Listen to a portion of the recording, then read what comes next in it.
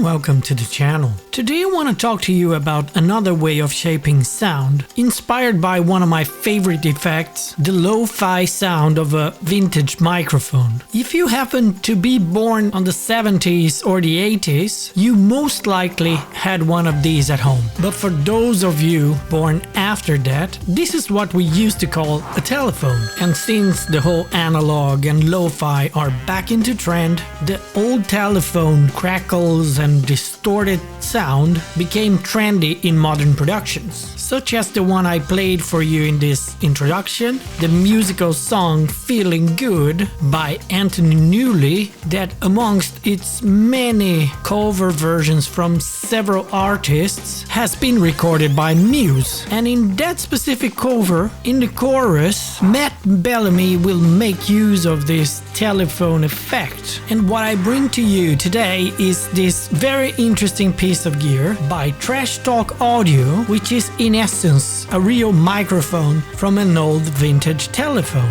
And you might have noticed that I've also plugged in the Colorbox V2 to it, and that is because this microphone requires a pretty good preamp before you can read his low signal. So what I want to do today with you is to analyze the sound spectrum of this microphone and see if we can recreate this effect both by using a hardware vocal processing unit, the TC Helicon Voice Live 3, and also by adding a VST post-production effect, and last but not least decomposing the key elements of shaping the sound like an old vintage telephone microphone and trying to achieve the same texture by using only an equalizer and saturation. So let me show you my process here on finding out how this sound is made and how to reproduce it. The first thing I did, of course, was to record the Trash Talk Audio Rotary Phone Mic, the RP-1, and my idea was to use a spectrometer to try to understand the frequency signature of this microphone. But I must confess that by then I already knew that these microphones had this characteristic of only allowing mid-range frequencies to go through. And then I wanted to compare the real telephone microphone to a commercially available vocal processing effect that tries to emulate the exact same thing. Using the Voice Live 3 as my live performance sound processing unit, this machine is a live performance arsenal at the range of your feet, and it's meant for musicians to polish their vocals and guitar playing by themselves when they don't have a whole team of sound engineers to follow them on tour. I don't need to say that using Voice Live 3 just for the phone effect is an overkill, but the fact is that the vocal processing part of this product has several of those that they call transducer effects, and I always thought that a telephone sound effect sounded quite good. But in any case, its spectrum serves as a good reference for me on how to recreate this sound. So let's have a listen to the original microphone sound and have a look at the spectrometer to see its sound signature.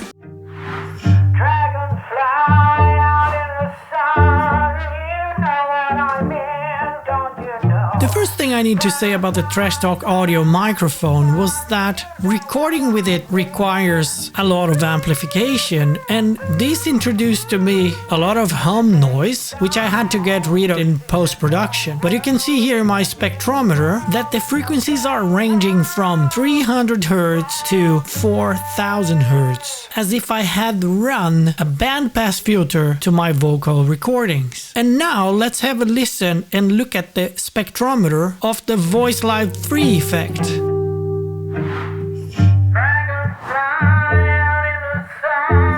In this case, since the Voice Live 3 had other effects applied to the signal chain, I haven't done much in post-production here, and you can see that the spectrometer shows roughly the same shape as the Trash Talk Audio microphone, but now frequencies were ranging from 200 Hz to 5000 Hz. You may also notice that I have a spike of low frequencies there to the left that are not filtered by the vocal processing unit. Then I went on re-recording the clean vocals to try to recreate this effect in post-production by first applying a VST with the preset that is supposed to create this vintage sounding lo-fi effect. And I remember that Presonus has this native distortion effect called red light distortion, and within this effect a preset called old radio. And if you haven't noticed already, this VST interface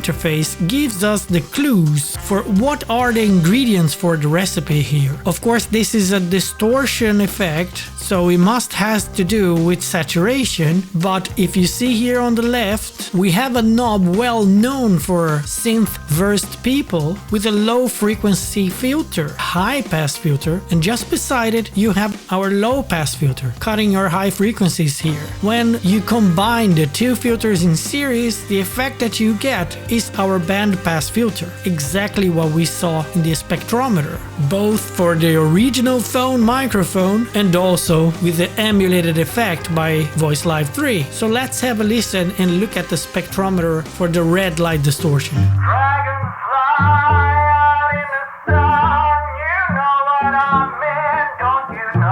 Yet again, a very similar frequency spectrum signature, ranging from 250 to 4,500, almost 5,000 here.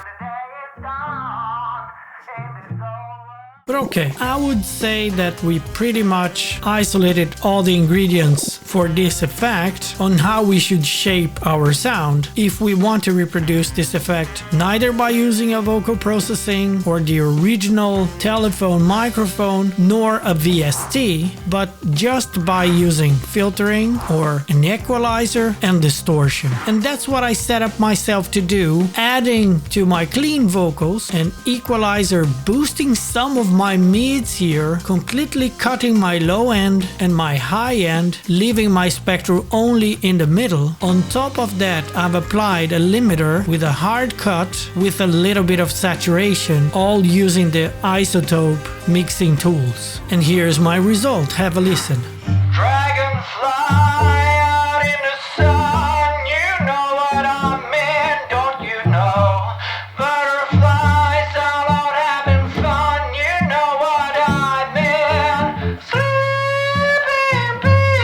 When I applied the four effects to my mix while keeping the same reverb sense and the exact same mastering setup, you can see that my results ended up pretty similar. And I found pros and cons on using each different approach. Of course, it will differ a lot if you are in a live setup or if you are recording at your studio. The real deal microphone gives you an authentic lo-fi sound, but not without a cost, since you have to amplify it so much and you gain a bunch of hum and noise that you have to get rid of. But it is of course a very scenographic piece of gear that may create a good reaction from the audience while singing in it. Still, within the live concert scenario, you have vocal processing effects like the Voice Live 3 that would allow you to reproduce a similar effect. But if you are in the comfort of the studio, I wouldn't use the Voice Live 3 due to its gate algorithm and how it heavily compresses the sound. But if you are in a studio recording situation, now you have the recipe for the cake.